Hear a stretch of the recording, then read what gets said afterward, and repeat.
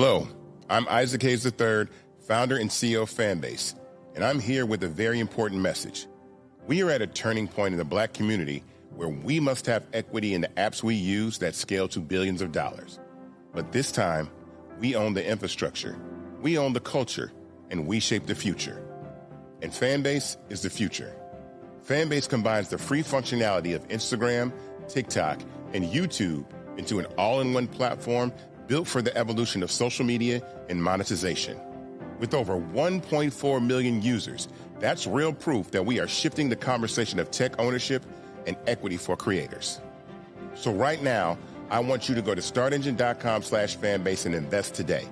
The minimum to invest is $399. That gets you 60 shares of stock in Fanbase at $665 a share. This marks a turning point in Black ownership of social media. If we don't take this opportunity to own social media right now, we will always be customers to our own creations. And that can't go on. So once again, go to startengine.com/fanbase and invest today. We must own the platforms where our voices live, our stories matter, and where our culture drives the world. Thank you. Folks, Black Star Network is here. Hold no punches. I'm real revolutionary right now. Black power. Support this man, Black media. He makes sure that our stories are told. Thank you for being the voice of Black America, Roland. Stay black. I love y'all. All momentum we have now, we have to keep this going. The video looks phenomenal. See, this difference between Black Star Network and Black-owned media and something like CNN. You can't be Black-owned media and be scared. It's time to be smart. Bring your eyeballs home. You dig?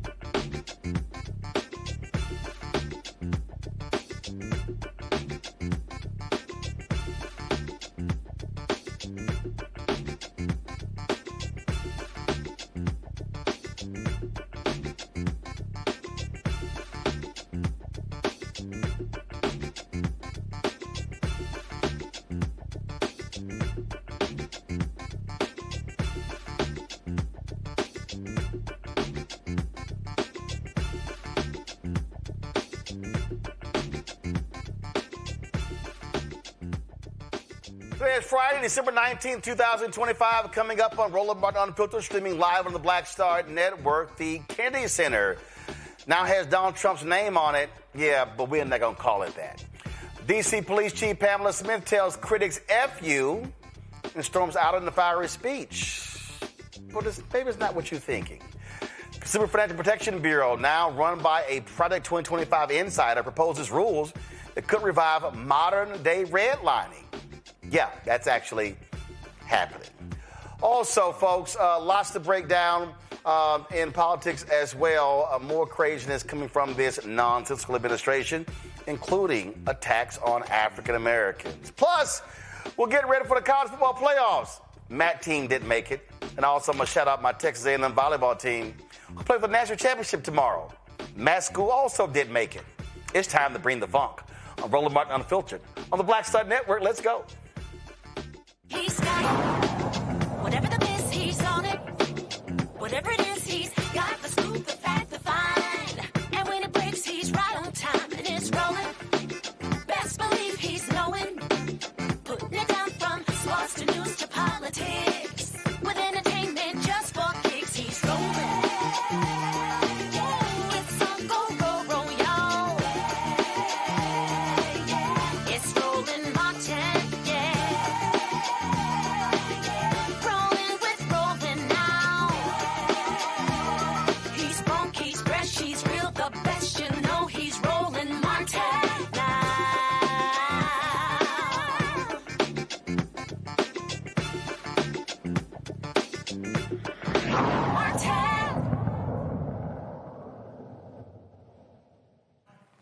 Well, the narcissist individual sitting in the Oval Office, well, you know exactly what happened here. He slaps his name on everything because he's so desperate for attention. Well, now that's the case. This here is a photo of the Kennedy Center, the John F. Kennedy Memorial Center for Performing Arts. This is, again, what is called the John F. Kennedy Memorial Center for Performing Arts. Well, poor little, this little child, the Kennedy Center board supposedly unanimously voted to put his name on because he saved it. And then he gave an interview. He's like, in the Oval Office, oh, I was just surprised.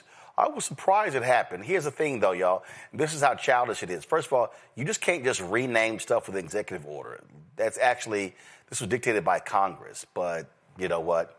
That idiot would never, ever accept that reality. And so that's the deal. But, you know, and so talking about, you know, just really screwing with a venerable institution in this country, facility that was, they broke ground on it in December 1964, a year after the assassination of John F. Kennedy in Dallas. But again, when you're dealing with a child, that's what you are dealing with. And so he is attacking all of these systems. And in fact, if you want to understand, you know, what's going on here, you got to realize how, again, shameful and despicable this individual is.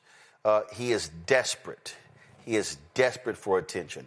There's no amount of attention. I mean, like, did he not get enough as a child? But that's exactly who he is. And so he wants to destroy numerous institutions. Robert Rice, former labor secretary, put out a pretty interesting video, I thought was interesting. I'm going to go to that in a second, where he talked about what we're dealing with here with this petulant child, this individual who calls himself, first of all, we don't know what the hell he even called himself. And again, when we're talking about a venerable institution, this here, of course, is the Kennedy Center right here. This is a Reuters video showing, and of course, the Trump folks are like, oh my God, it was falling apart. It was in disrepair. They had been losing money. And talk about, oh, all of these donations that Trump has been now getting. Well, here's the problem with that. Their giving and donations are down in a huge way. A huge, huge way. They're down in a huge way. But again, when you're dealing with a child, this is how children act.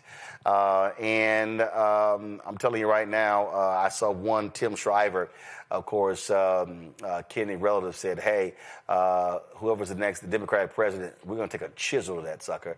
Michael Imhotep, host African History Network show out of Detroit. Matt Manning, Civil Rights Attorney, Corpus Christi. Win Cooney, CEO, co-founder of Politicking. Glad to have y'all here. Win Cooney, listen, this This is par for the course who this idiot is. The Institute of Peace, he slapped his name on that, and that's the whole. That's his thing. You have to feed his ego, and surely these Republicans are going to get tired of feeding the massive ego of this grown-ass 80-year-old child. I don't know if the Republicans are going to get tired of it, actually. It seems like they've gotten quite good at it. But it is sad because the Kennedy Center has been heralded worldwide as a center for the intelligentsia, as a center for the performing arts and fine arts. And now it bears the name of a man who probably will go down in history as one of the worst presidents of the United States.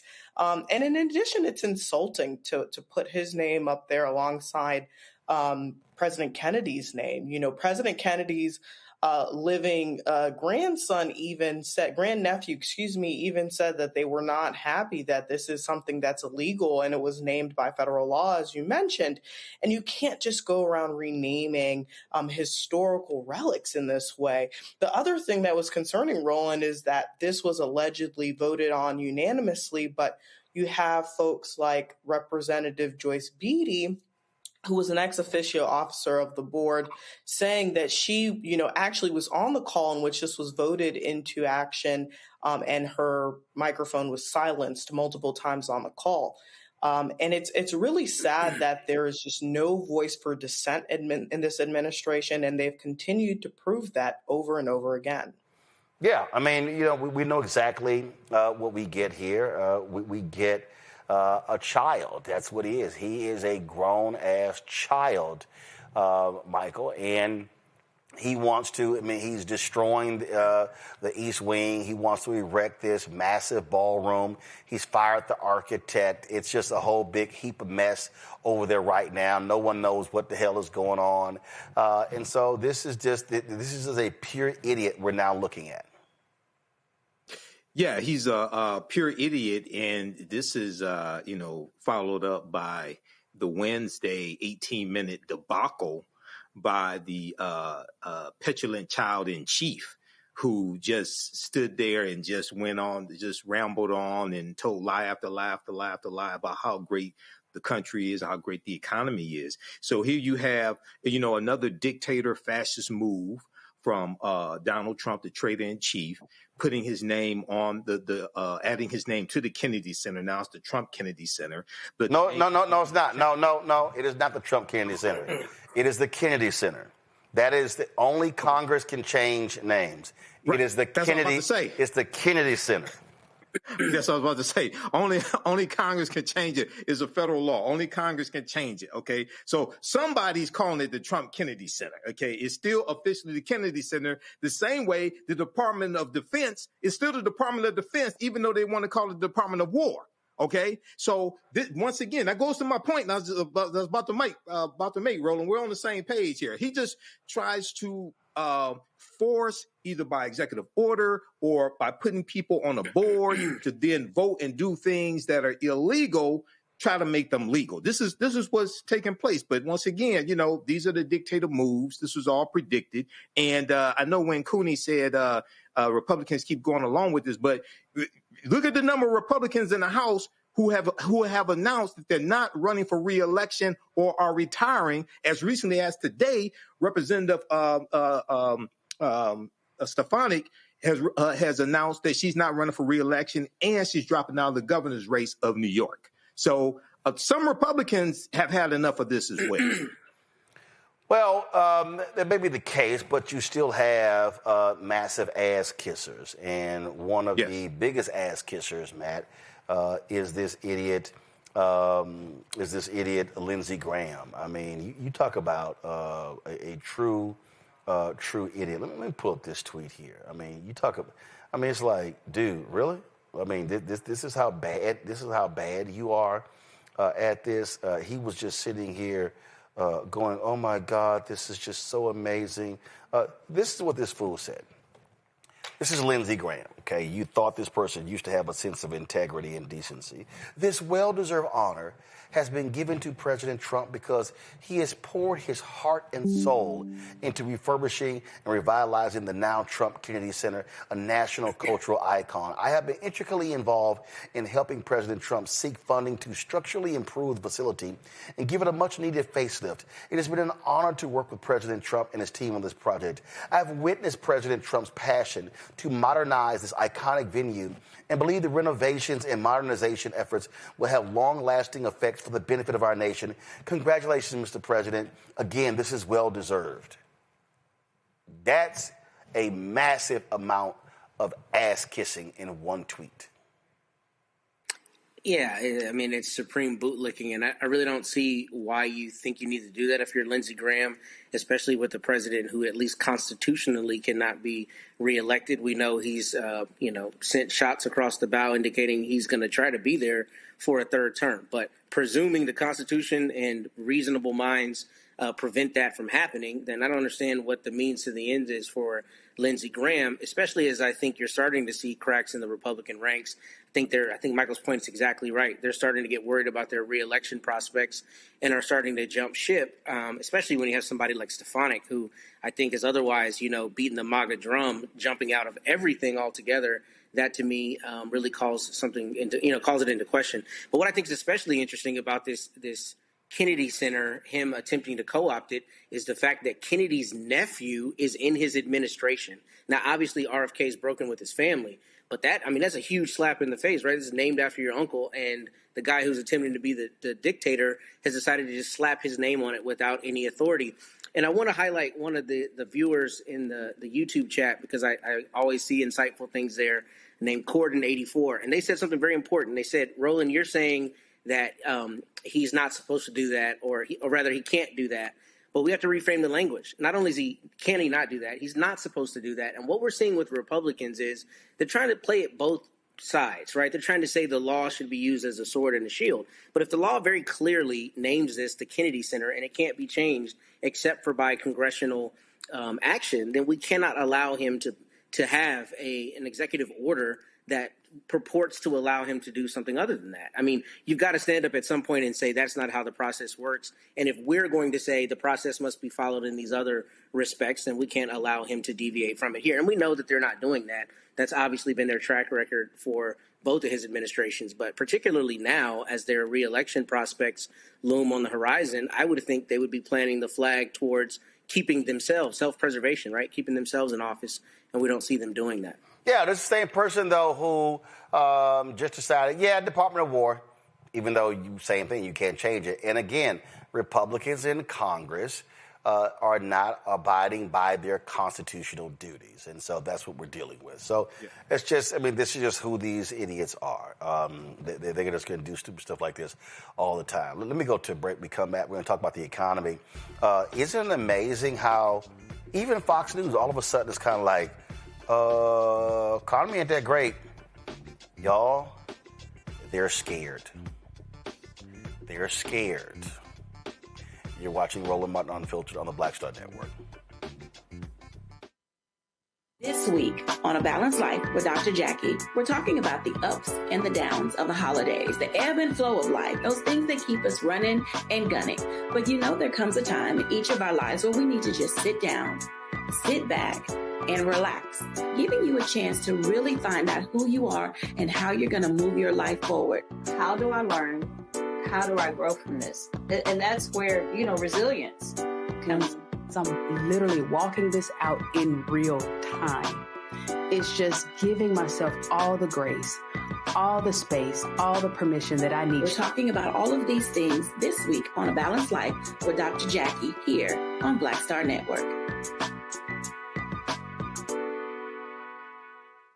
Melanie Campbell, National Coalition on Black Civic Participation and Black Women's Roundtable. And we are watching Roland Martin Unfiltered all day, every day, 24/7. Spread the word.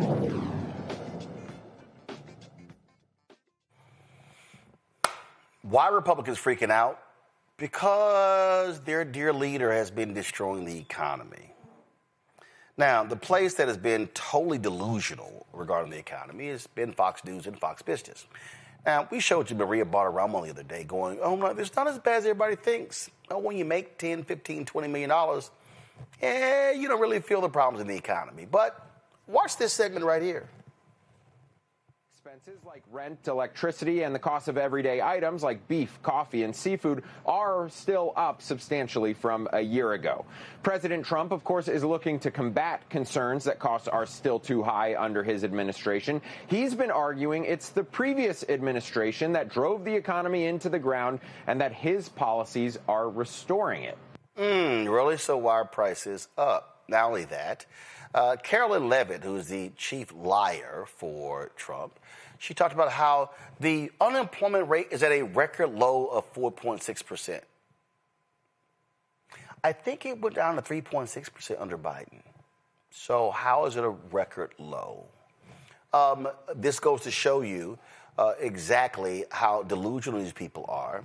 And I'm telling you, as each month goes by, Michael, as they keep refusing to release job data numbers, as they keep refusing to release inflation numbers. They can keep hiding the reports, but you cannot hide the pain from the people feeling the pain.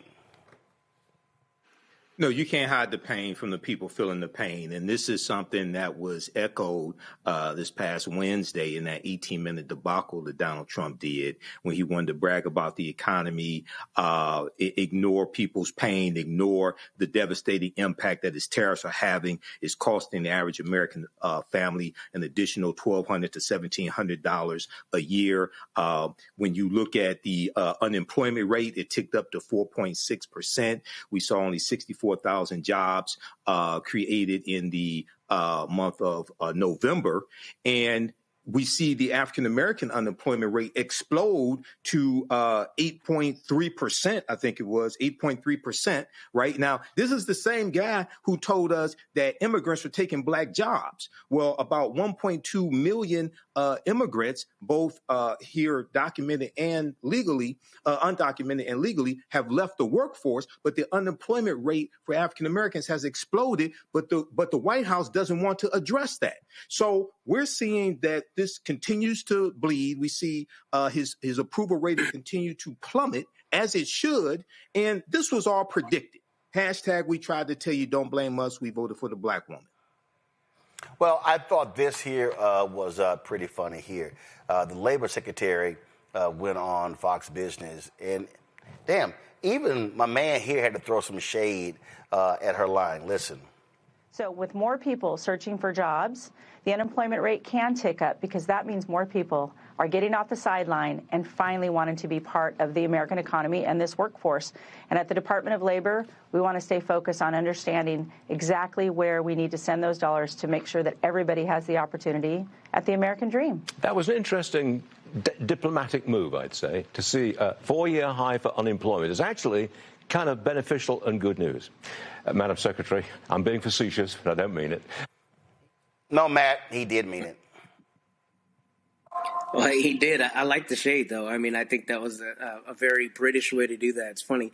But in any event, look, this is what we see them do, try to repackage it. And, I think either it was you, Roland, or somebody on your staff posted a clip that I saw on Instagram, I think yesterday, about this person in Congress, I can't remember which Congress member, talking about all the times the Trump administration claimed they were going to have a plan for health care and never came out with it. And I think this is very similar to that, because think about all the rhetoric we heard in the campaign last year about how, basically prices are going to go down day one.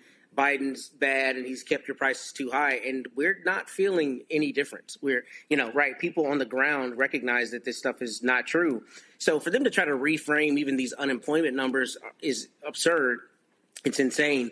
And it's just more rhetoric. And what we see from this administration is they don't ever call a spade a spade. They just reframe it and call it whatever they want to try to call it. But I think the problem is they're going to get called out during the elections because people are still feeling the pain in their pocketbooks. And I think there's a lot of concern right now across the United States about job retention, about keeping jobs with AI as the advent of AI continues to burgeon. So I think that's a huge issue. And it seems to me they're slow playing it and underplaying it and are trying to get sound bites rather than make sound economic decisions that chart a better course.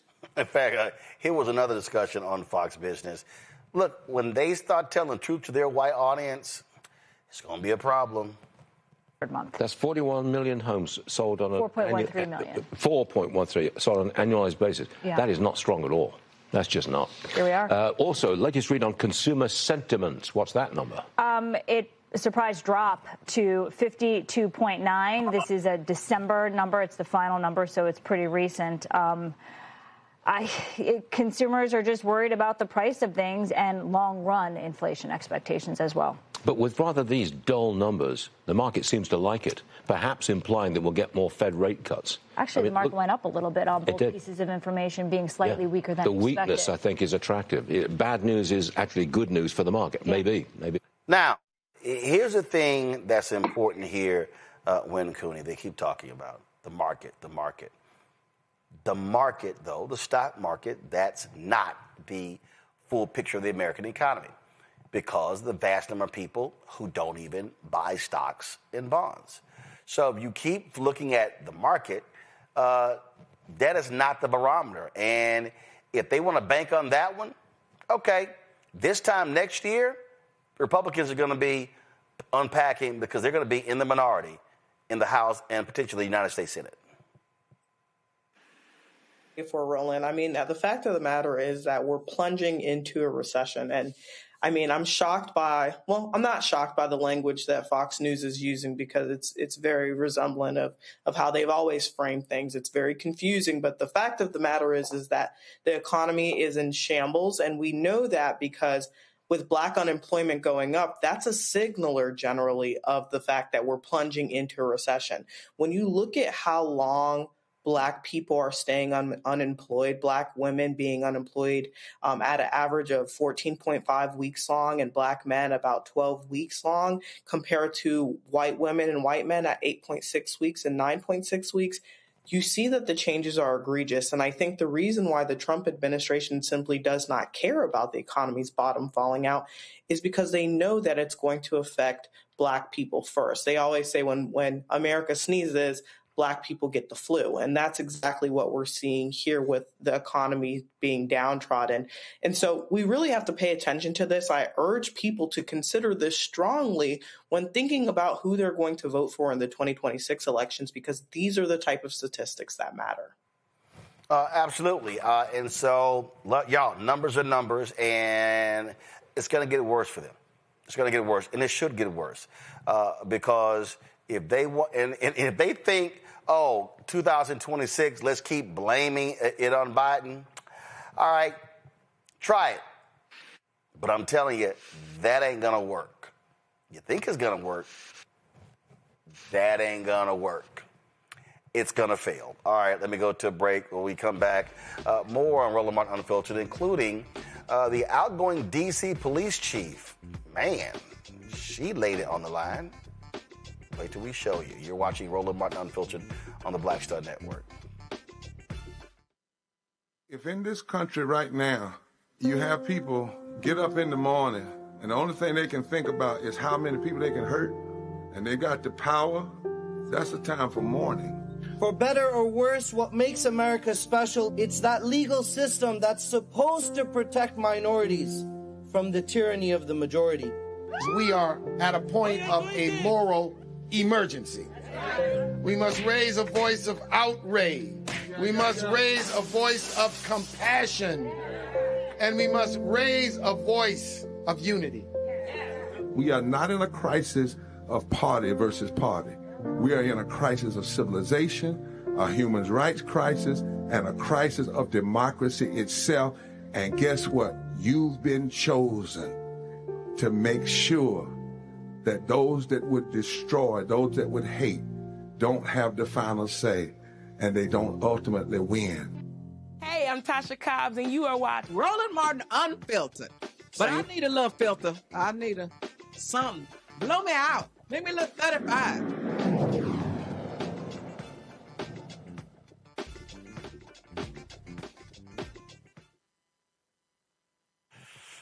Nothing like the truth setting off a petulant child. U.S. Senator Raphael Warnock of Georgia, also pastor of Ebenezer Baptist Church, appeared on Meet the Press, and he talked about where we stand in the society. He talked about the issue of faith. Here's what he said. Senator, let me ask you about something else that you said in your speech. You said, my faith is not a weapon. My faith is a bridge. You also say, quote, Trumpism is a plague on the American conscience. How do you square those two ideas for people? Yeah, as I point out, I think over the last several years, over the last 50 years and over the last year, we have seen a deepening divide between what people need from their government and what government is delivering. There's a kind of corruption, legalized bribery that attends our politics. You see it in the frustrating fight to get basic health care for ordinary citizens. Surely the wealthiest nation on the planet can afford to provide basic health care to its citizens.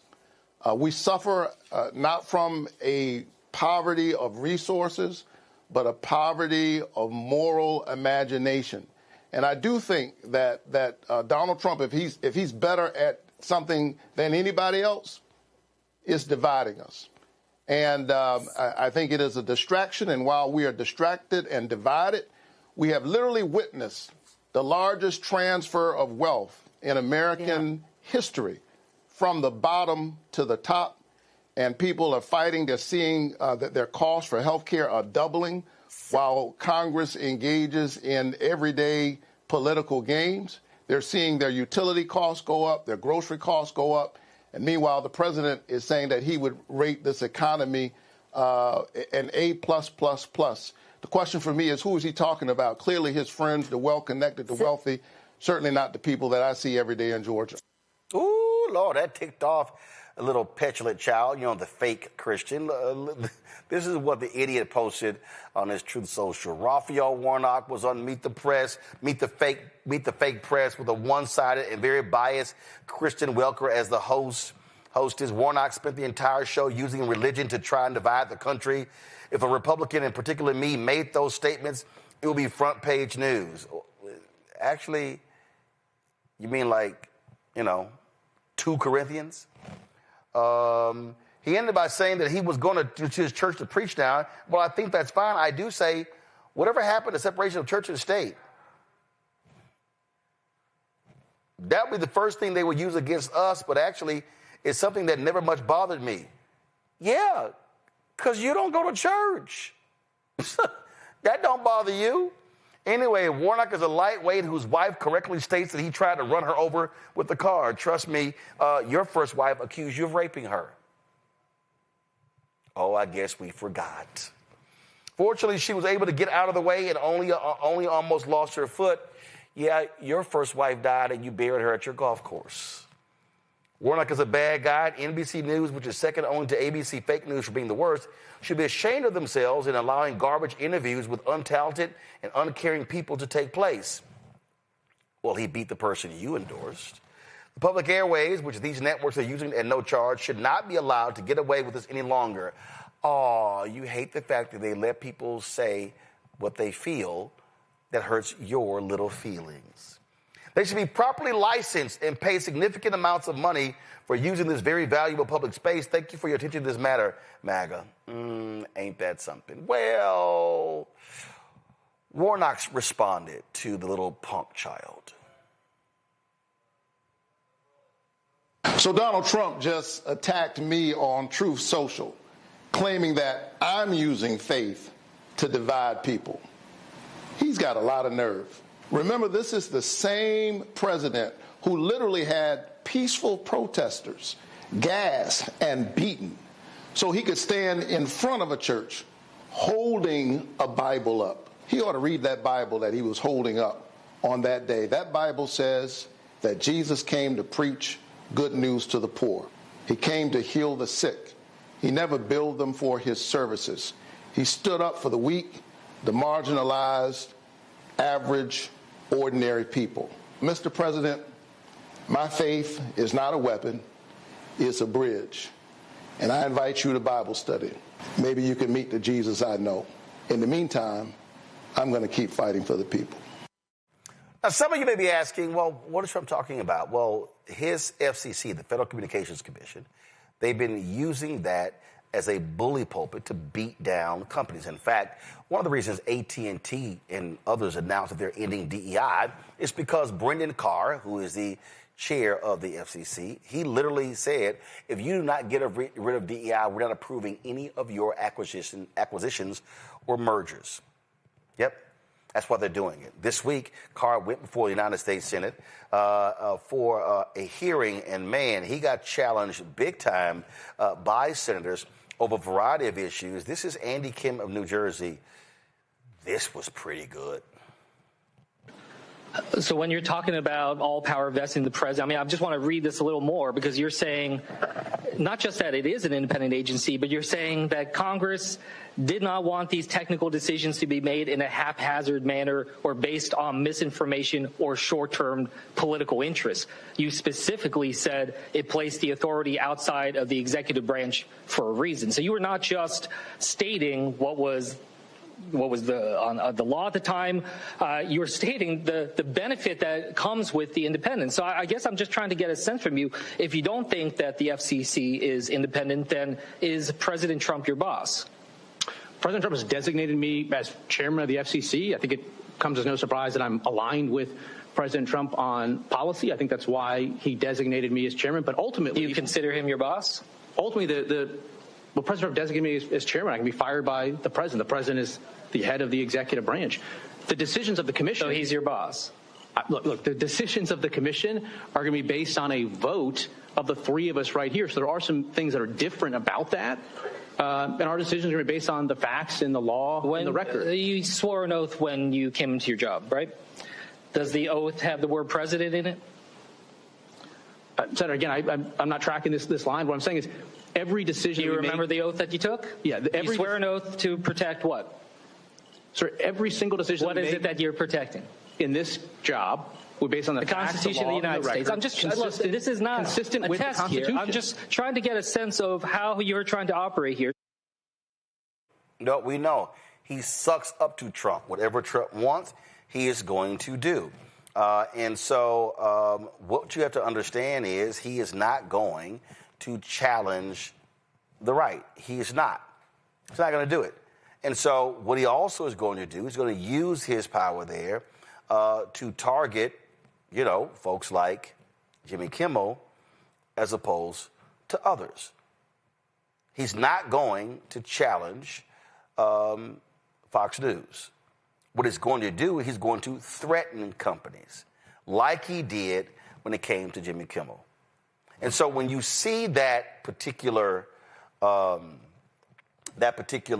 post by Trump, what Trump has been doing is using the FCC to target companies, using the FCC to do his fighting, threatening these companies. Oh, I will snatch your license. Because here's what y'all got to understand. So I'm explaining to y'all the structure.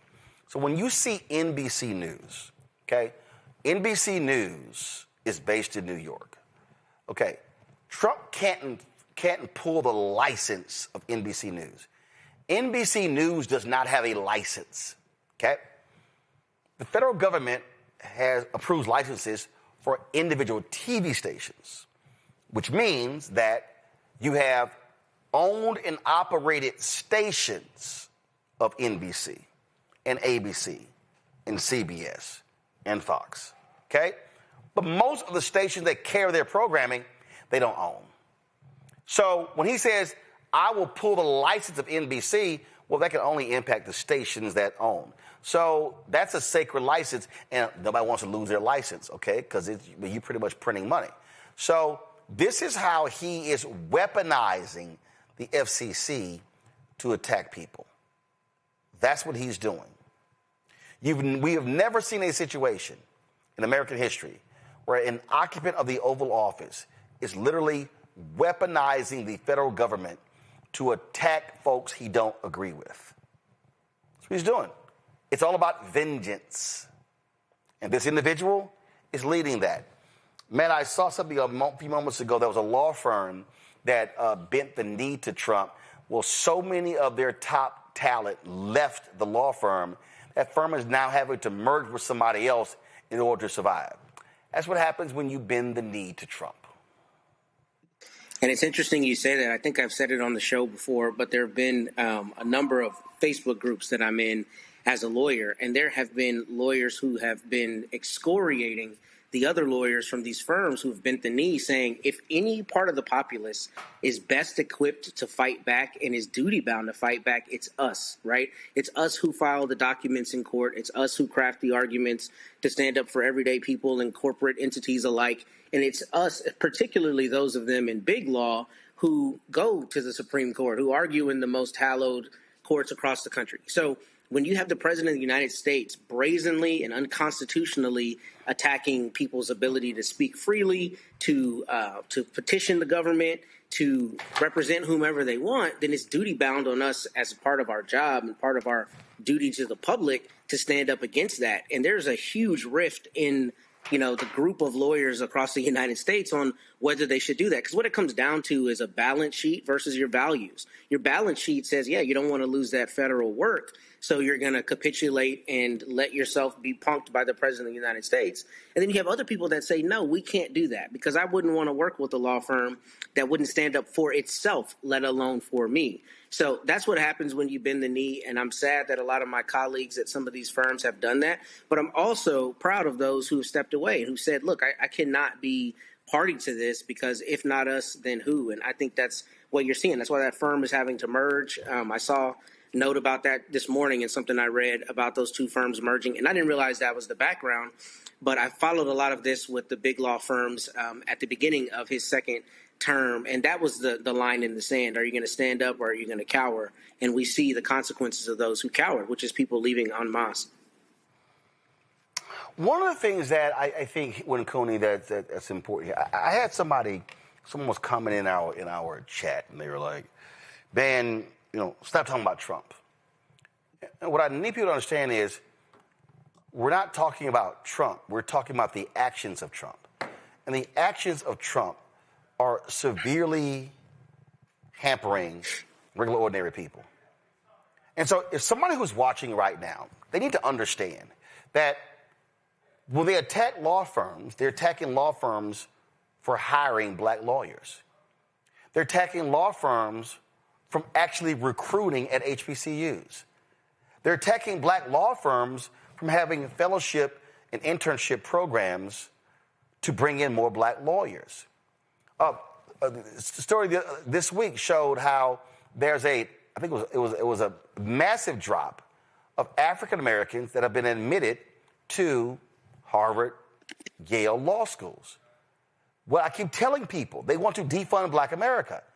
This is all by design. They do not want African Americans at these top law schools. They do not want them in these law firms. This is what their game is. It's abundantly clear. It's before our very eyes. And so for the people who act like, oh, man, you're just making a big deal out of this, no, this is what they are doing.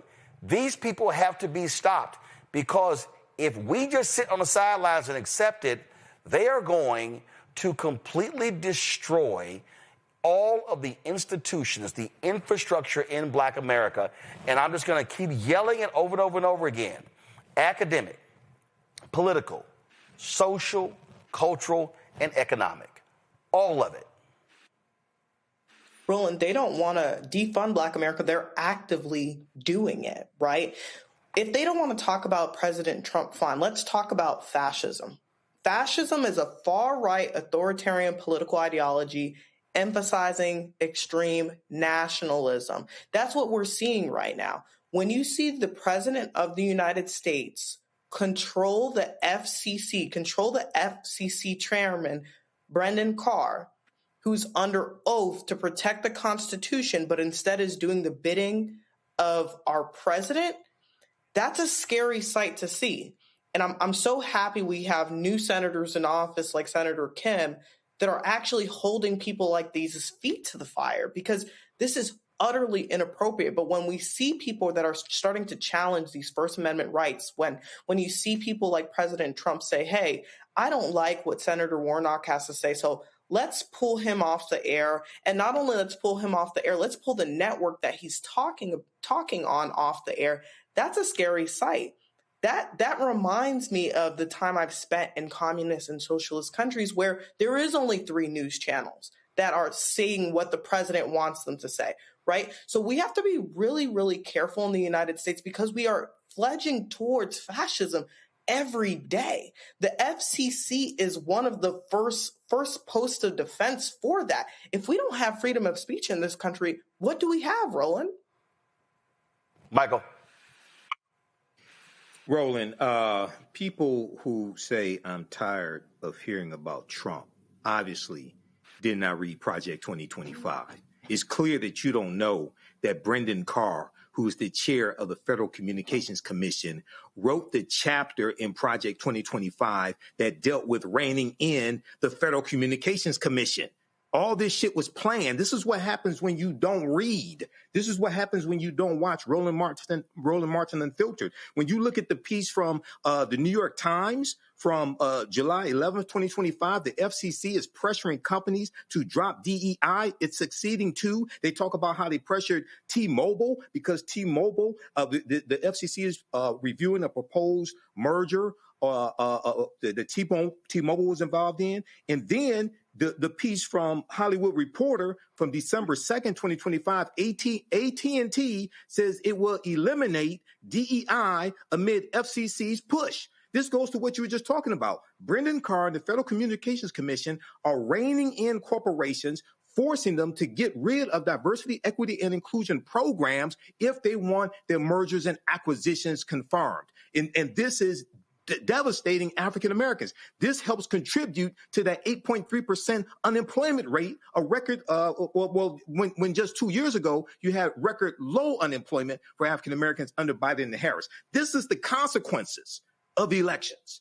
This is what happens when you don't read and don't understand what's going on.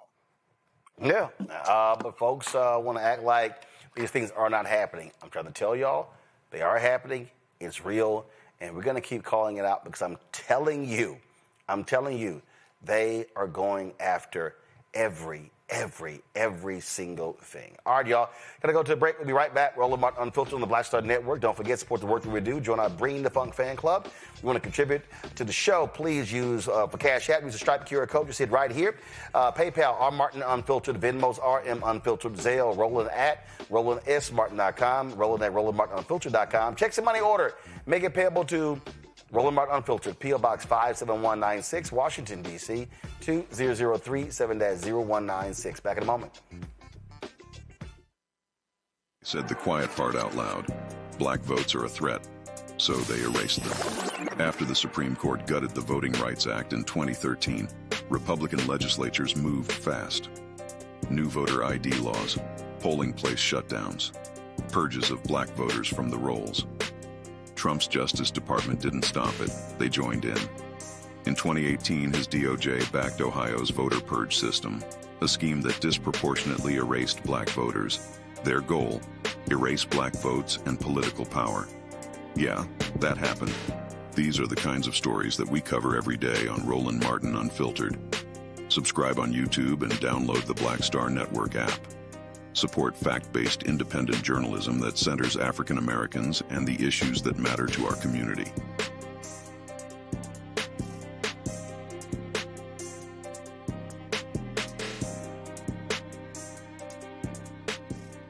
It's your boy Earthquake, giving Roland Martin something to do, because he don't know what to do. He's from Texas. Ain't his fault.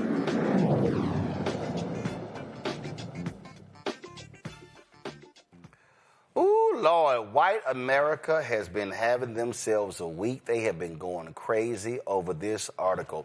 It's in this magazine called Compact. It's called The Lost Generation. This dude, Jacob Savage, he wrote this here. And I'm talking about y'all, they just been going crazy. They've been going crazy. They just been going nuts. And so as a result of this, the EEOC chair, Andrea Lucas, who a fierce DEI critic, she posted this about saying to white men, if you've been discriminated, please call us. I'm Andrea Lucas, chair of the U.S. Equal Employment Opportunity Commission. Are you a white male who's experienced discrimination at work based on your race or sex? You may have a claim to recover money under federal civil rights laws. Contact the EEOC as soon as possible. Time limits are typically strict for filing a claim. The EEOC is the federal agency charged with enforcing federal anti-discrimination law against businesses and other private sector employers. The EEOC is committed to identifying, attacking, and eliminating all forms of race and sex discrimination, including against white male applicants and employees. Check out EEOC.gov to learn more and read our one-page explainer about DEI-related discrimination.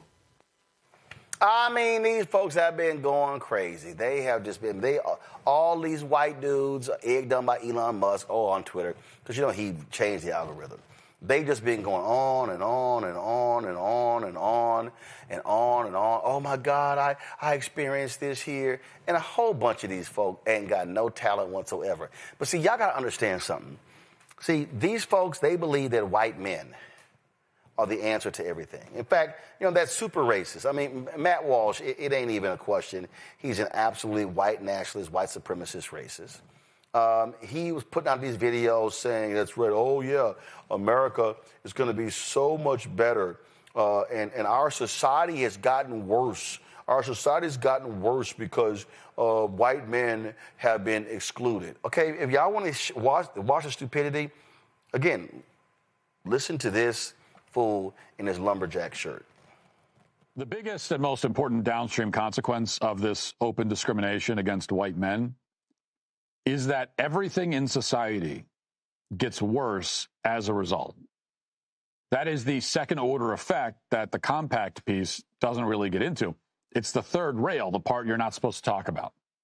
But the truth, which everybody intuitively knows, is that things were a lot better back when white men were not being discriminated against by every institution in the country, but instead were running most of them.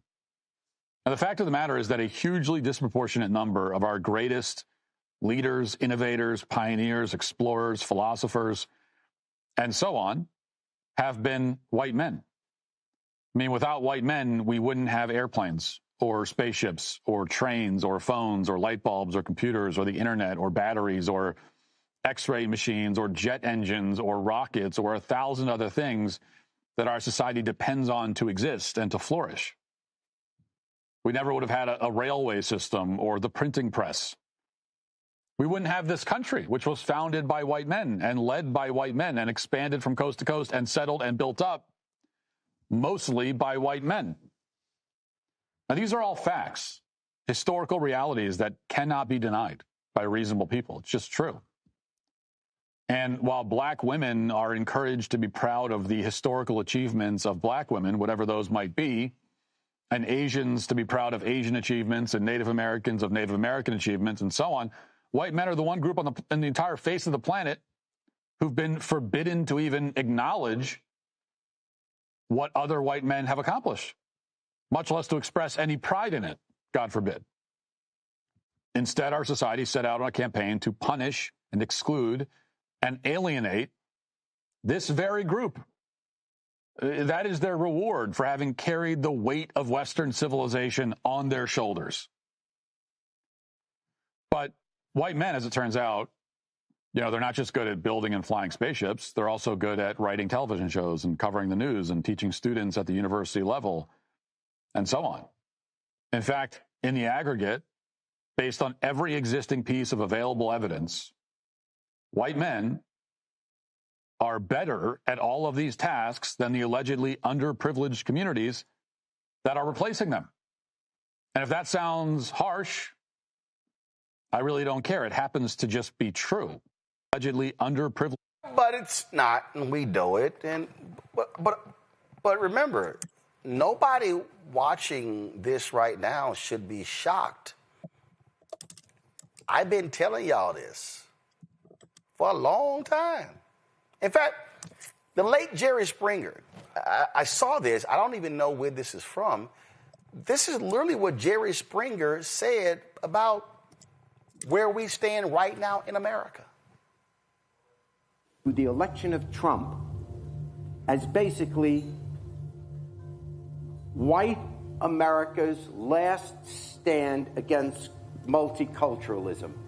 There were a lot of people that just see the whole world moving away from them. They see all this globalization. They see their kids dating someone of a different religion or a different race. They see gay marriage is suddenly okay. They see all these things happening. They see the music. They see the television shows. They see everything moving to the left. And how do they stop it? How do they stand up and say, we've had enough? And when you look at where Trump's votes came from, they literally came from communities where there are no Hispanics living, where there are no blacks living, where there are no Muslims living. So how did these people even feel threatened by multicultural America? It's just they want to say time out to this liberalization of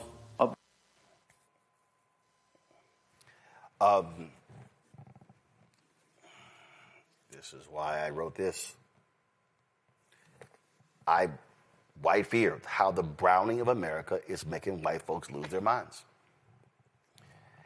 This piece by this dude, Jacob, these white men have been going crazy. Oh, they have been losing their mind. I'm telling y'all, we've been saying this because they believe that white men deserve everything. These white men are so arrogant that they walk in going, oh, that's my job. It's the equivalent of them walking into a cafeteria saying, why are you sitting in my seat? I'm sorry, this was first come, first serve. No, this is my seat. Why did I pull up the cover of White Fear? I need y'all to understand, why did I choose this photo? I chose this photo for a reason. That's not just happenstance that this is the photo that makes up the cover of my book, White Fear. When I was sitting here going through, I chose it for a reason. And what was the reason? Because when I saw all these different pictures or whatever, come to my iPad. I'm going to zoom in on it. What this photo says, I want y'all to understand why I picked this photo. So when you look at this photo right here, you've got the U.S. flag, you've got this Trump 2020 flag. I'm shocked there's no Confederate flag in here. I'm sure it may be somewhere. You got the United States Capitol, and you got this white man, his arms are outstretched, and he's saying, all of this is ours. That's why I chose that photo. Why were they protesting the election? Because Donald Trump kept singling out Fulton County, Atlanta, Philadelphia, Detroit, and Milwaukee. What do those four have in common? 4 black cities. So they were angry that black people turned out and voted.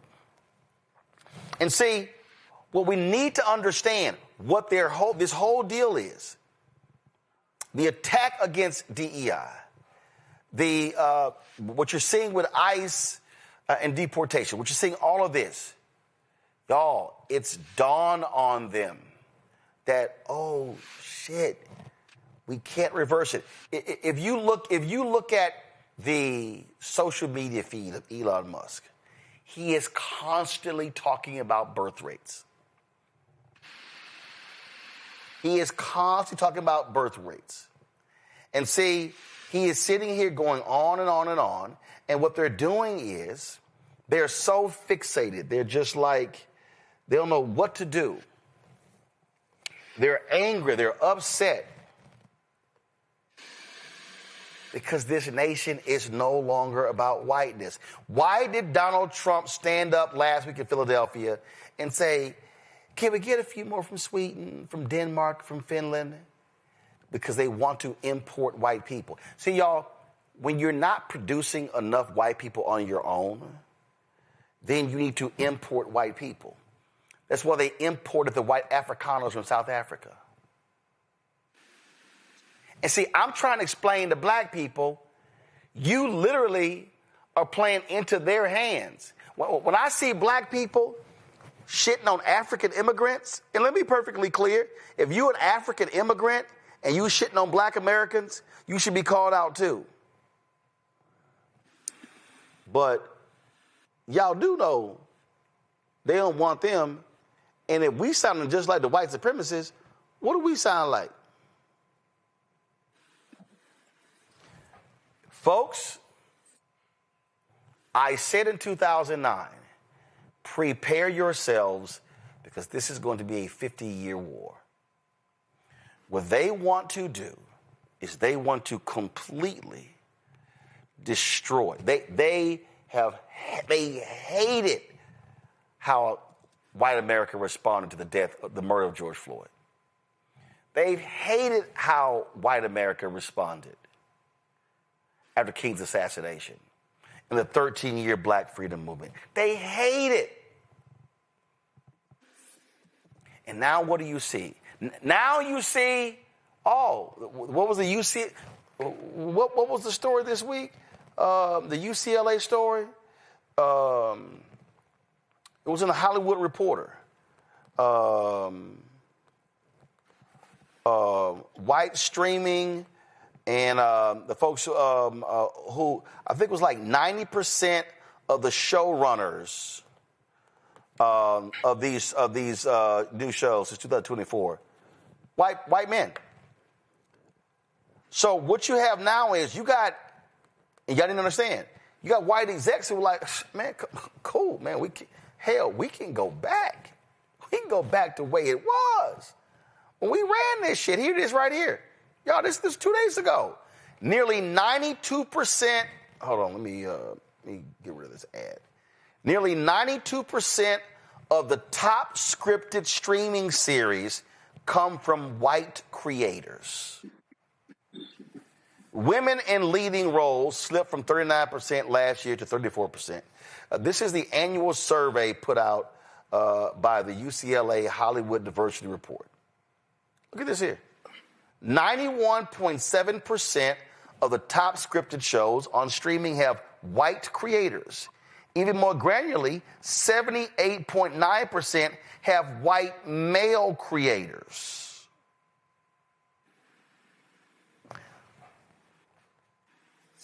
The execs are like, man, cool. Trump is there. We ain't got to do any of this bullshit.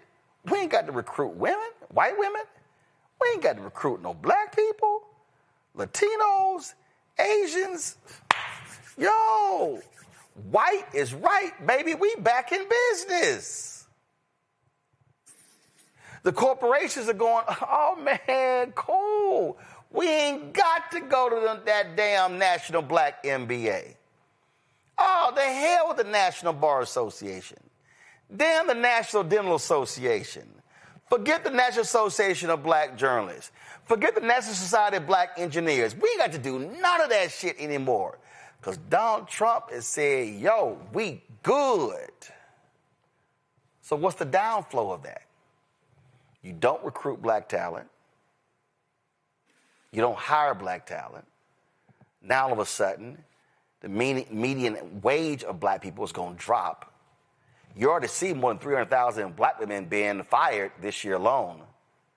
How do y'all not see what the hell is going on? Do y'all now see why I don't give a shit when somebody asks me, did I watch the Diddy documentary? Do y'all understand what I'm talking about here? I'm being clear. They want to wipe out black infrastructure everywhere. And these white folks are jumping on this. And see, you got to understand, it's a whole bunch. Y'all, look at this. Maybe this chart. Look at it. Share of all show creators by race and ethnicity. Look at that. 91.7% white.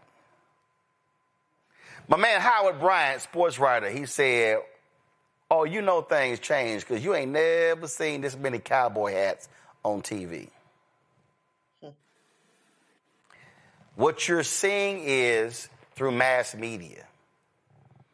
the programming of whiteness because of white fear. When Cooney, folk better wake up, because again, if they maintain control of all three branches of government after 2026, the damage that they are going to wreak in the next 3 years will make the last year look like child's play.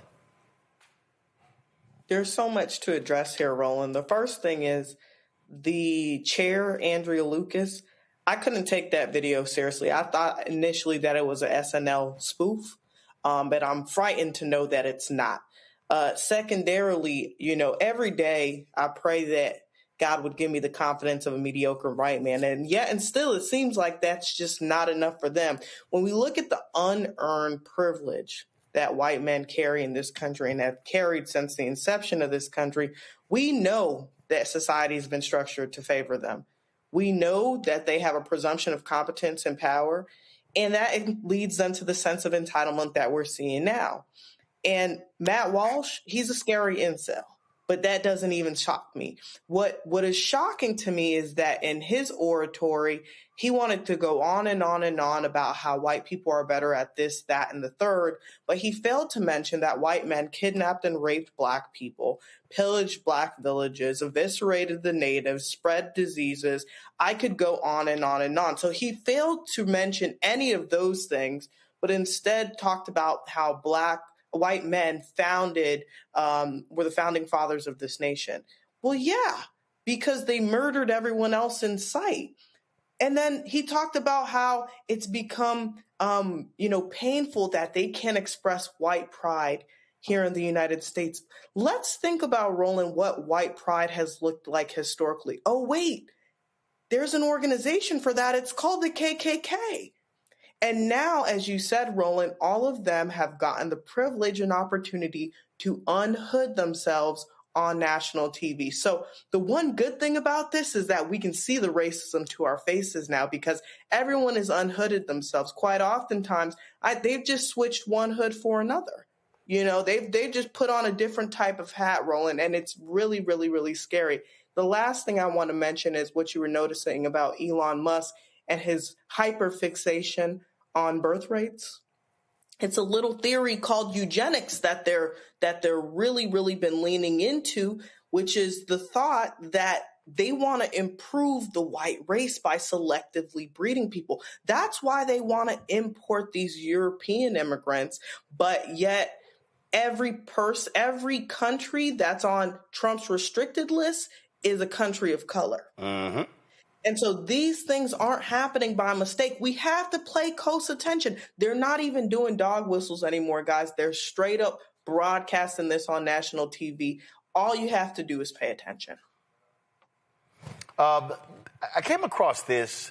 This was from Nightline. Someone posted this on TikTok. And it was when Dr. Frances Cress Welsing was on there. And she said something. There was a year that she gave that I thought was really interesting. Just listen to this, then we're going to talk about it. Listen. Well, let me say this, that 6 million Jews were killed, and it was a plan to kill them. There was a Wannsee conference in Germany where officials sat down at a conference table and planned to kill 11 million. The Semites of the Jewish religion did not believe that anybody would do that to them. And when people began to talk about something is being planned to destroy us, I suppose then also that people said, oh, that's a conspiracy, nobody would do it. Are you seriously suggesting that there is a comparable plan in the United States today? Are you really? See, wait a minute. We have to see the thing that we're not doing and the thing that we are constantly avoiding is talking about racism. Now, let me tell you what I understand racism to be. Racism is a behavior system that is organized because white people are a minority on the planet. They are a tiny minority of the world's people. The black, brown, red, and yellow people are the world majority. That's right. Not only that, white people are genetic recessive in terms of skin coloration. You see, somebody like whose skin is white, if they have sexual relations with a black person, the product is colored. And there is the fear of white genetic annihilation. It existed in Europe, it existed in Germany, it exists here today. And this is why people, I mean, it's written about in the Washington Post, in the New York Times, in the Washington Times, when there are discussions that go on like this by year 2080. The majority people in this area of the world are going to be the blacks, the Hispanics, and the Asians. Oh my, we must do something about it. Mr. Cobb. Now, do you see, it's the same discussion that goes on in South Africa. Let this gentleman respond. But let me just finish this quickly, and then I'll say. You've had a good long run, but so. Let me just say this: that if we understand the white fear of genetic annihilation, which was why Willie Horton could be used as a very profound symbol by the Republican Party to win this election, then we will understand what is happening to the black male in this society. The black male is the threat to white genetic annihilation. Right. And so he is profoundly attacked in this society. And if we begin to understand that, we understand what happens to the black family. If you remove the father, then the son is wandering around confused, doesn't know what to do, will get together in a gang, and ends up being depressed, getting on drugs, and going to prison. And in the United States, in Washington, D.C., I believe we have the second highest incarceration rate, second only to South Africa. And so in South Africa, you have black men in the work camps, and the women on the Bantu stands, and here we have the black men in prison and the women in the projects, and the male children going unfathered. Now, I say that racism is responsible. Okay, go ahead, sir. All right, so Michael, this one jumped out at me. And I've been trying to figure out when this was broadcast. Mm-hmm. And this is the thing that I need everybody to understand. She said 2080. Right. Okay, 2080. Then it became 2070, then 2065, then 2060. Then 2055, then 2050, then 2045, then 2040.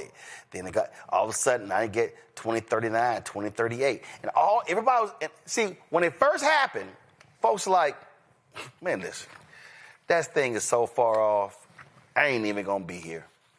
Folks said, ain't no big thing. But all of a sudden, that thing kept dropping. Now it's 2043. That's a 37-year difference. So when that report, I remember when the report came out, America one day is going to be a nation majority of people of color. People said, man, that's 2080. Oh, hell. Now it's like, oh, damn. And like I said in my book, White Fear, what did it for me was when I saw the story and there were 10 states where the average white death rate was higher than a white birth rate. And that's when I said, oh, it's on. Yes. So much here, Roland. I'm going to have to do an extended segment on the African History Network show about this. First of all, thanks for playing Dr. Frances Cress Welsing. I knew Dr. Welsing. I interviewed her 3 times on the African History Network show. She was a brilliant sister. She taught us a lot about racism. Racism is a system of advantage and privilege distributed based upon race that comes out of the ideology of European white supremacy for the purpose of preserving genetic white survival. Okay. And she learned a lot from Dr. Nellie Fuller as well, who is an ancestor now, who recently passed away, and Dr. Wilson is an ancestor as well. When you talk about birth rates and you talked about Elon Musk and birth rates, this goes back to our segment a couple weeks ago about that little punk ass Nick Fuentes. And I talked about how white people, the percentage of white people in America in the 2020 census dropped to 57%. Alarm bells went off because that's the first time their percentage dropped below 60% since 1790 when the first census was taken. So She hit the nail right on the head, and this is connected to Project 2025 with the attack on diversity, equity, and inclusion. You have to understand, Andrea Lucas, the white woman who you just played in that PSA, she's the chairwoman of the Equal Employment Opportunity Commission, a civil rights commission.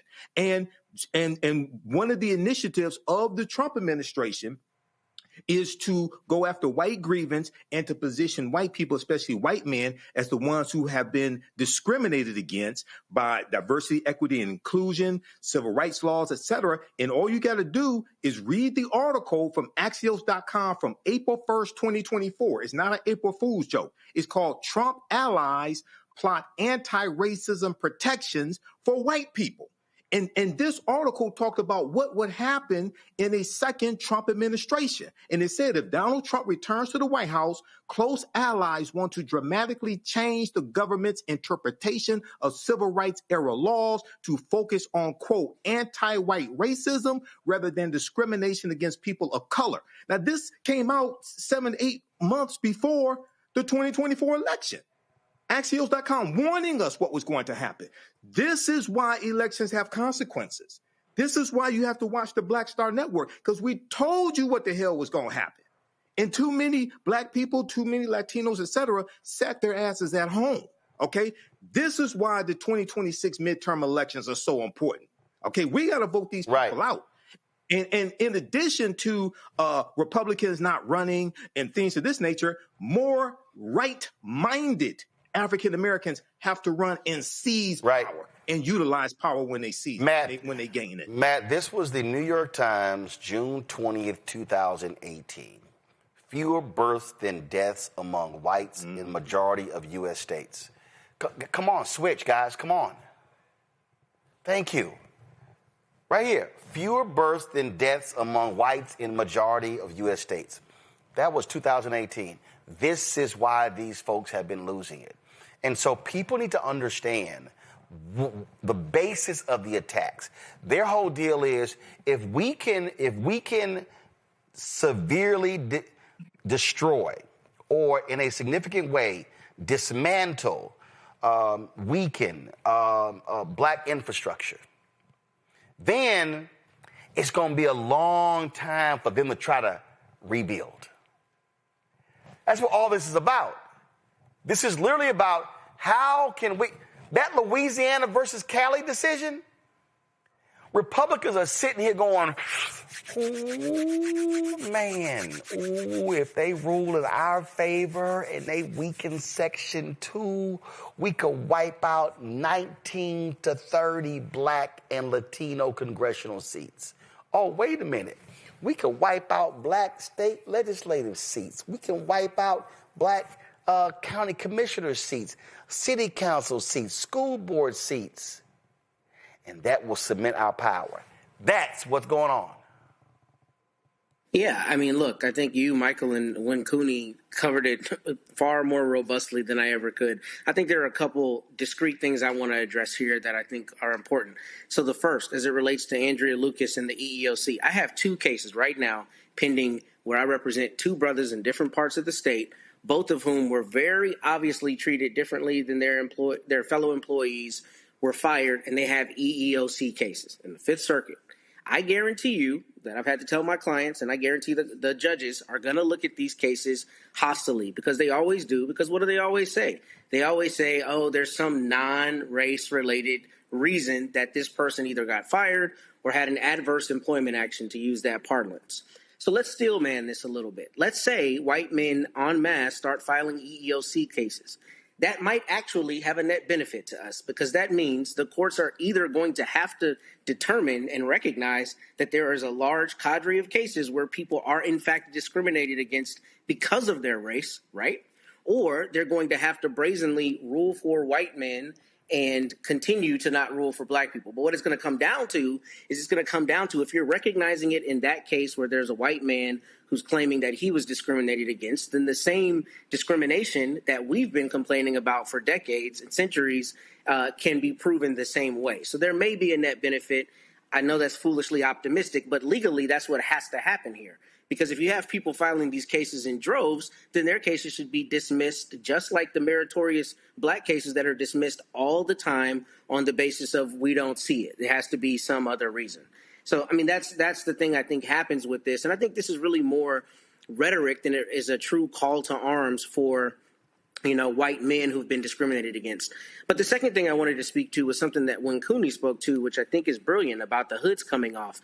But, you know, the hoods coming off, to me, it's not the person who was willing to wear a hood that concerns me. It's all the neighbors. It's all the people who live in polite society who don't have the gumption to come out and say that they're scared of black people or they think black people are mongrels and don't want to live alongside them. It's all the polite society types who are hiding behind the rule of law and structure and infrastructure, the Ryan Walters types and all these other types who are doing things like at Texas A&M, talking about you can't talk about gender and diversity, but I guarantee you they want every single one of those Negroes to run that football in your playoff game, right? Those are the people that are more concerning to me because that is the section of society who has always wanted to espouse these values and always felt like we were coming for their jobs and their lives and their women and all these other things, and don't have the gumption to say it. But now they're being emboldened to say it. And that, to me, is what's far more concerning because, to your point, those are all the micro decisions every day when it's the people on the local level that are denying you benefits, denying you the fullness of your citizenship, denying you the rights to things you should have, denying your ability to elect the person in your community that you should be entitled to elect. That's what's happening. It's an erosion on all levels, to your point. And I think it's the polite society types we should be far more worried about because they're the people who are not as brazen with their racism, but who clearly espouse those same views. And see, again, I need y'all to understand why. You're like, I don't understand. Why? I'm going to find the Robert Rice video and play it in a second, where he's like, y'all got to understand why he's attacking institutions. Now y'all got to understand why these right-wing folk, why are they attacking the colleges and universities? This was, again, this week in the New York Times. The conservative overhaul of the University of Texas is underway. The school has been brought to heel by conservative critics of higher education. It is part of a broader transformation at the state's universities. And then when you read this article, it talks about race-conscious decisions. It says state Republicans have passed laws to curtail what is taught in college classrooms and installed a new university administrators with partisan affiliations among a host of new strategies. University of Texas is one of their main targets. Same thing. Listen, they've done this with Texas A&M because their whole deal is how can we attack the institutions? Like right here, the firing of a Texas A&M instructor teaching a gender studies lesson after a student complained put the university at the center of a national debate over a crackdown on professors' speech. The instructor's department head and dean also lost their administrative posts, and eventually the Texas A&M president resigned. So what are they doing? They're talking about gender, they're talking about transgender, but they also are talking about race. And so what they want, so you got that going on. So they now all of a sudden are saying, oh, no, we're going to change the law. Faculty Senate, y'all don't have any control anymore whatsoever. And so this is how we're going to do that. Matter of fact, there was a Texas State, used to be Southwest Texas State University, Texas State and Black Mobile. Give me 1 second. They just decided they canceled a black book exhibit citing anti-DEI. That's right. They were going to have this. So after all the criticism, the story's been updated. It says, shortly after this report was published, university spokesperson Jamie Blash told the American Statesman that Texas State University will consider bringing the Black History 101 mobile museum to campus for future Black History Month programming. He declined to specify when and how the university will consider the museum. Khalid El Hakim, the founder of the museum, said he has not heard from Texas State University. So what they did was they actually banned him bringing this black mobile museum citing the state's anti-DEI law. So y'all gotta understand, the attack on higher education in Texas, it started in Florida. They were like, oh, cool. DeSantis, you did it. Right. Now we're gonna do it. So y'all gotta realize, I keep trying to tell you, they want to attack the infrastructure, the system. They want massive control over all of it. That is their strategy. They do not want people to be taught about history. That's why they target the books. They do not want any of this stuff happening. And so this thing is so deep. It is so pervasive. And I just think too many people are just, man, that stuff don't really impact me. Man, I didn't go to college, so that ain't my school. I don't really care. You don't understand. This thing is so deep. And again, they are going after systems, institutions. It is all by design. Watch this Robert Reich video. Why is Trump trying to fire you? Well, Elmo thinks it can marry me because Mr. Trump is mad at Sesame Street for making fun of him. I'm Donald Trump, and I have more trash than all of you, so yeah. But trying to cancel Sesame Street, which has helped children learn to read and count for over half a century, is part of a larger plan. Trump is waging a war on the American mind. Throughout history, tyrants have understood that their major enemy is an educated public. Slaveholders prohibited enslaved people from learning to read. The Third Reich burned books. The Khmer Rouge banned music. Stalin and Pinochet censored the media.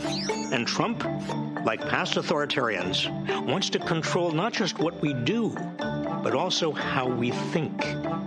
He has embraced one of the mottos from George Orwell's 1984. Ignorance is strength. He knows that an uninformed public is easier to divide and conquer. I love the poorly educated. There are 5 facets to the authoritarian attack on our minds. Number 1, rewrite history. The protagonist of 1984 works in the so-called Ministry of Truth, where he's made to literally rewrite history because Big Brother knows that he who controls the past controls the future. That's chilling in a dystopian novel. It's even scarier in real life, where Trump and his MAGA cronies are making schools whitewash slavery and segregation, cover up the genocide of Native Americans, and erase the LGBTQ rights movement. Authoritarians know that if they can convince us our country has never been wrong, they can make us believe our ruler is always right.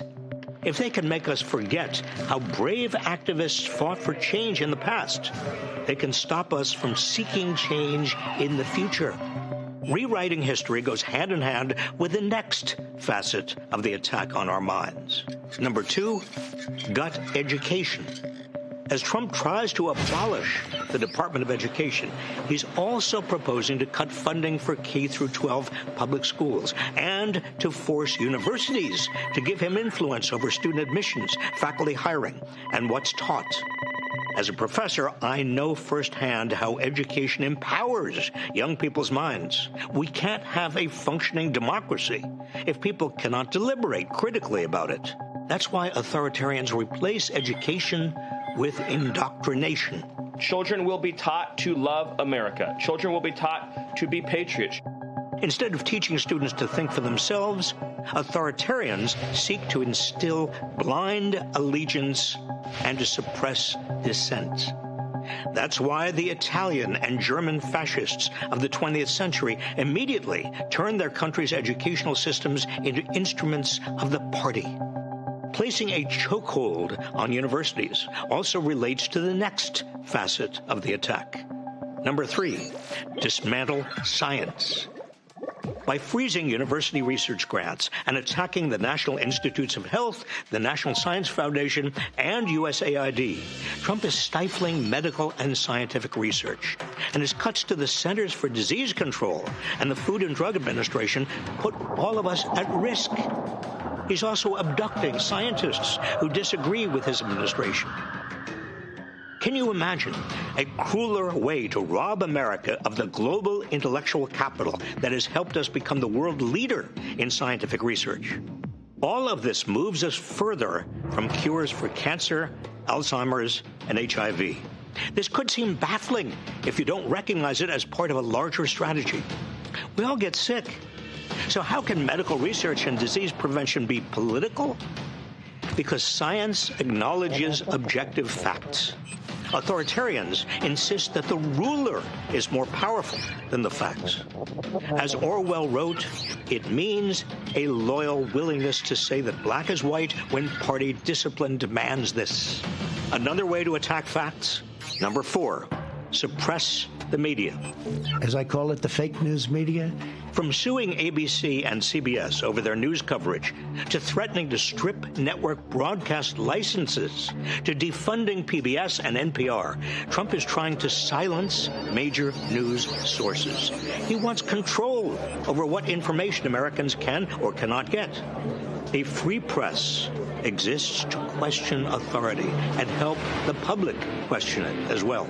But authoritarians insist they must never be questioned. Don't ever say what you said. That's a nasty question. Authoritarians want to consolidate state power over what the public can know. The final facet of the authoritarian attack on our minds also attacks our spirit, which brings us to number 5. Attack the arts. The arts exist to provoke us, challenge our thinking, and help us see beyond ourselves.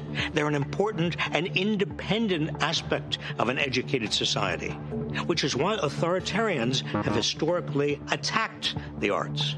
So it's no surprise that Trump is canceling grants from the National Endowment for the Arts, dictating what's displayed at the Smithsonian, and has installed himself as the chair of the Kennedy Center for the Performing Arts. To limit art is to limit free speech and expression. It's a crucial step that authoritarians use to silence anyone who dissents through creativity. Added up, these 5 facets of Trump's attack on the American mind render us less informed, less inspired, and easier to control. They empower him to divide us with hatred and fear, and they prevent us from discovering that we have more in common with one another than with the authoritarians who try to rule us. This attack on our minds reduces our capacity for self-government because ignorance is the handmaiden of tyranny. Please help spread the truth by sharing this video. Tony, I wish people really would wake up and realize how serious this thing is.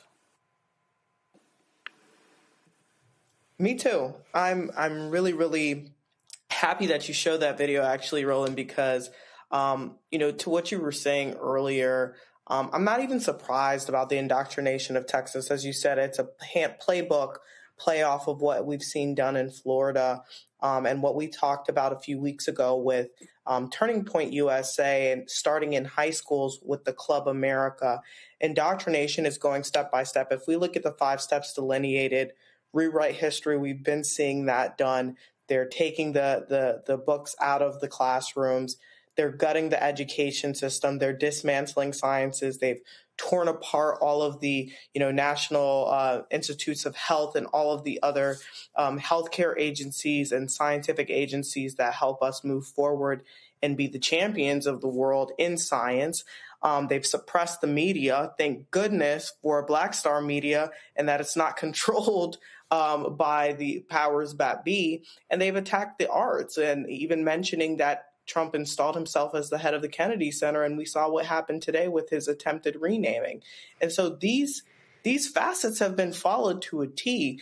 And like I said before, we're on the cusp of fascism. Anyone who's looking closely at this, it's a playbook, play for fascism.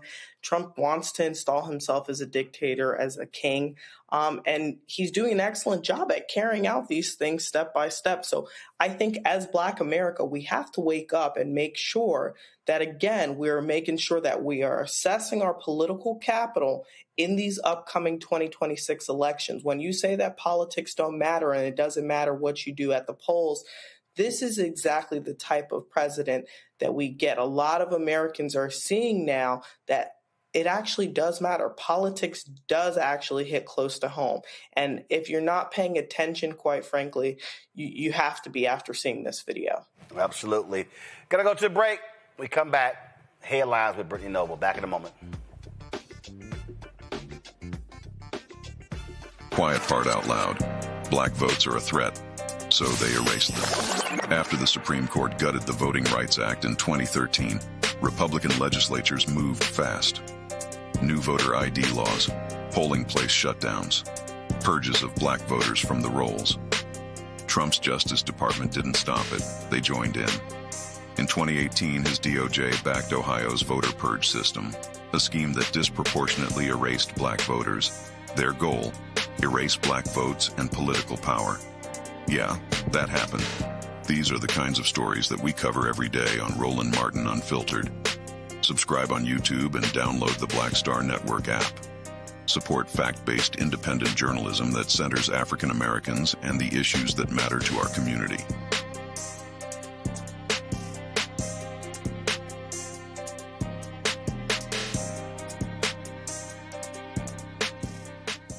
Hello, I'm Bishop T.D. Jakes, and you're watching Roland Martin Unfiltered.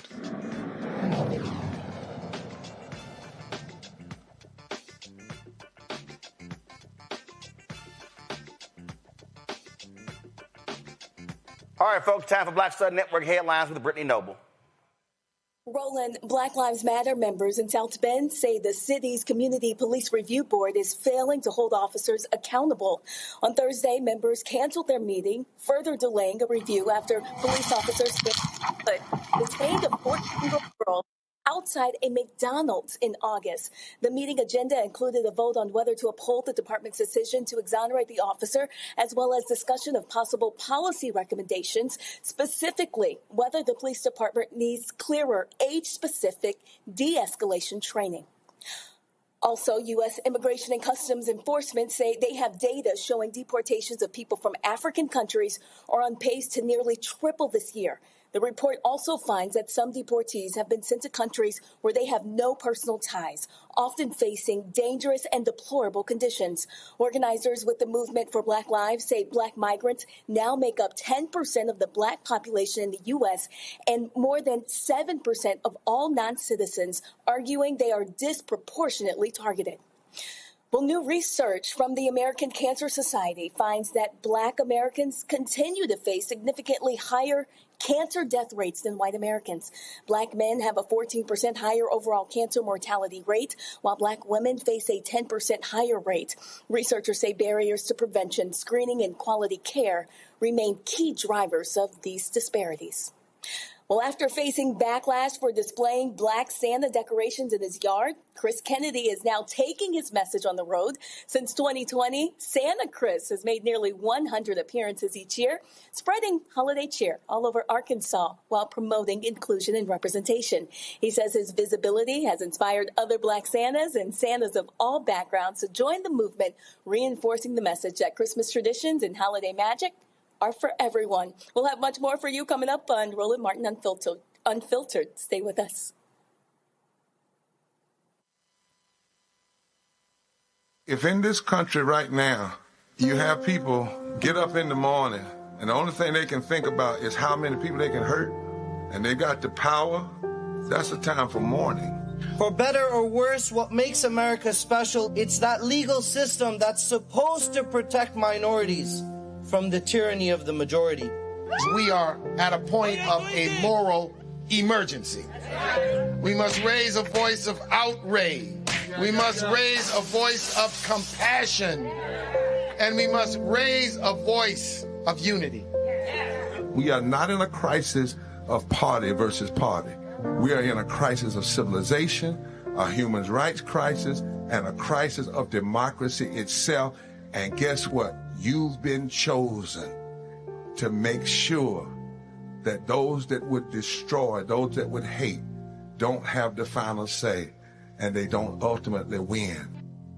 This week on The Other Side of Change. Book bans, anti-intellectualism, and Trump's continued war on wisdom. This is a coordinated backlash to progress. At the end of the day, conservatives realized that they couldn't win a debate on facts. They started using our language against us, right? Remember when we were all woke and the woke movement and all that kind of stuff? Now everything is anti-woke, right? When we were talking about including diversity, equity, inclusion, and higher education, now it's anti-DEI. All this are efforts to suppress the truth because truth empowers people. You're watching The Other Side of Change only on the Black Star Network. How you doing? My name is Mark Curry. and you're watching Roland Martin. Unfiltered, deep into it, like pasteurized milk without the 2%. We getting deep.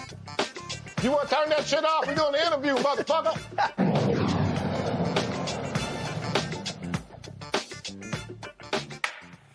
Folks, the Consumer Financial Protection Bureau, founded under President Barack Obama, which is now led by someone tied to Project 2025, is proposing a rule change that could quietly bring back modern-day redlining. Right now, banks can be held accountable when their policies hurt black borrowers, even if they don't admit to discrimination. This new proposal would weaken these protections, making it easier to deny loans and harder for our communities to fight back. This story was done last month. Go to my iPad. This is Reuters right here, where they lay it out. And so it's as a result of an executive order signed by, well, you know, the twice impeached, criminally convicted felon in chief, Donald Trump.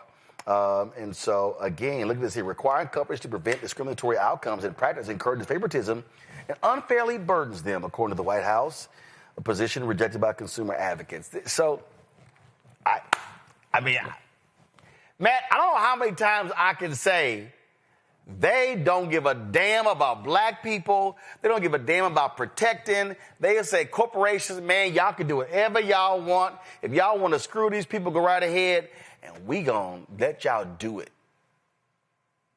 Yeah, I mean, that's what they're going to try to do. I think hopefully 28 U.S.C. Section 1981, which protects your rights to contract and to engage in business and to not be discriminated in those contracts, is going to stay on the books, and you can call your friendly civil rights lawyer to file a lawsuit on your behalf, even if CFPB is not going to stand up for you. I mean, from an infrastructural standpoint, this is part and parcel with what we've talked about all night. They're attacking everything and trying to find every way to undermine people's ability to vindicate their rightful claims, right? Where you've gone into a store, you've gone somewhere, you try to get a mortgage, you try to get an auto loan, and the lender has discriminated against you and not against some white person, applying. There actually has to be some kind of recourse, and hopefully with 1981 and some other sections that they'll be able to continue to do that. But this is stupid. I don't understand why you would even want to die on this hill, but we see that Republicans and the MAGA, all these people are doing everything that they can to erode all protections, unless it's a white guy who's being discriminated against, as we've spoken about earlier in this case. Well, one of the things that they've done, Michael, is they have absolutely tried to gut the Consumer Financial Protection Bureau. They tried to get rid of it through the Supreme Court. That didn't work. And they've been letting companies off the hook, just dismissing cases, not paying fines, and screwing customers, screwing regular everyday workers. Yeah, and this is, once again, the consequences of elections is something that we warn people about. And what's taking place here is, Donald Trump signed an executive order targeting disparate impact liability as well. So that plays a part in this.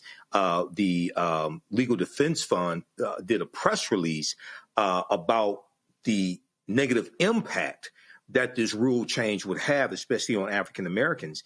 And they talked about how this deals with disparate impact, deals with the legal framework that is long served at identifying and addressing discrimination that hides in plain sight, things that are very subtle, embedded in the structures of lending, hiring, housing, education, policing, and healthcare. So this has wide-ranging implications, okay? This also is in that same vein of the attack on diversity, equity, and inclusion. And as you talk about, Roland, defunding Black America. Okay, so this would bring back redlining, which still exists in some areas, right? But this would be catastrophic if this goes through. So this is something else that we have to fight and educate people on. But once again, one of the things that we miss oftentimes is understanding how to assess, to protect gains that have been made. The Consumer Financial Protection Bureau is something that's very important. No, it's not perfect, but it's been beneficial to African Americans. So when we vote, whether it's for the House of Representatives, for the Senate, for the president, we have to do an assessment, a systems analysis of gains that we have made that are at risk if the wrong people get in power. Well, again, what we see here, they just do not, they believe, Donald Trump and MAGA believes, Win Cooney, that the people being discriminated against are white. And we're not going to offer any protections whatsoever if you're black and if you're brown. We do not care. It's similar to what we saw with the Black Lives Matter movement. And when we had to counter and say the reason why you can't say all lives matter is because Black people are the ones that are being disproportionately affected. It's similar here. We don't have to say that Black people have continued to be disproportionately affected by illegal financing practices, redlining, not being able to get a mortgage, getting higher insurance rates, getting higher mortgage rates. All of these things have been inherently baked into the American economy. So when we have things like the Consumer Financial Protection Bureau that are created to help protect, Black and brown people from continuing to succumb to these financial mispractices, and then you have someone like Russ Voigt, who's the Project 2025 architect that's now running this organization, you see that that's been effectively co-opted. But it's extremely important that we realize that without these protections, we're moving back into the early 1900s, into the 1800s, where Black people couldn't get a fair mortgage, when Black people couldn't live in communities with their white neighbors, when Black people couldn't send their students to certain universities. So I think what we're seeing is with this Make America Great Again slogan, they're trying to roll back the times. They're trying to take us back to a time where Black people and white people were not equal in the United States of America. And the more we learn that this is happening, the more we need to be acutely aware of it and put an end to it. When I say Jim Crow 2.0, that's not an overstatement, Matt. People have to understand what that means. Again, when you start stripping away the protections, if you strip away protections on voting rights, stripping away protections on civil rights, which both impact economic rights, that's Jim Crow 2.0. Yeah, it is. And I'm really glad you say that, because I think a lot of times both the media and people talking about these issues try to compartmentalize them, right?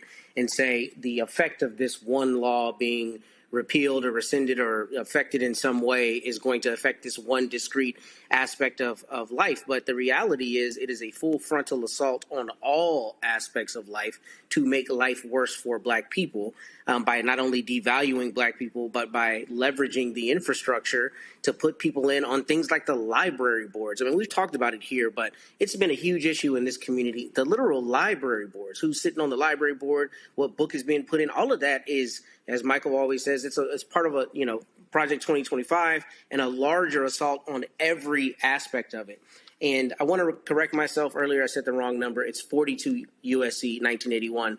But the point is, look, if the judges aren't going to honor the law, if people are going to get the ability to bring non-meritorious cases, including Trump himself bringing an FTCA case for being prosecuted where that case would be thrown out for any other person, it's just a matter of playing the game however you want so that you ultimately win is ultimately what we're seeing.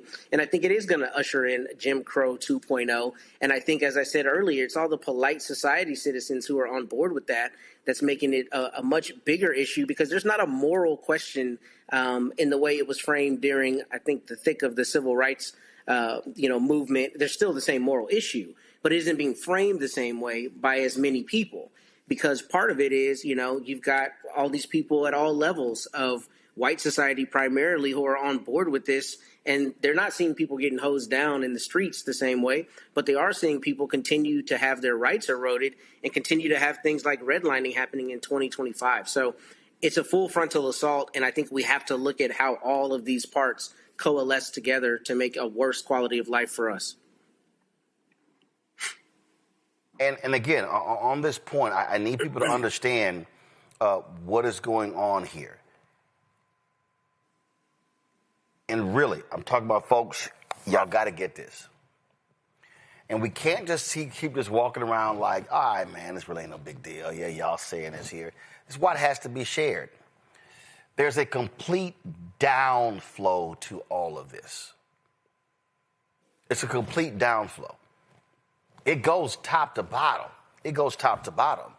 And if you do not have a political change, which then leads to a judicial change, then you have all of the systems at one time firing against folks. And that's the piece, Win Cooney, I need folk to get. This is happening. The pieces are firing. They're firing. Michael, they're firing. Matt, they're firing. And if you see the attack on the legal, because they want to limit the legal folks from being able to sue, now folks are like, yeah, we can't take that case because if we take your case, they're going to come after us. They're going to lose our other clients. And so when the lawyers are afraid, when the media is afraid, well, hell, Michael, I don't know who you got left. Who else, beyond legal and media, who really are the watchdogs? Yeah, well, you have activists, but but the activists, but media has to cover what the activists do. The activists do. Otherwise, you could just be yelling, and then the lawyers also file cases on behalf of the activists. Right. No, I understand it's all connected, and unfortunately, a lot of activists don't understand how law works or politics, for that matter.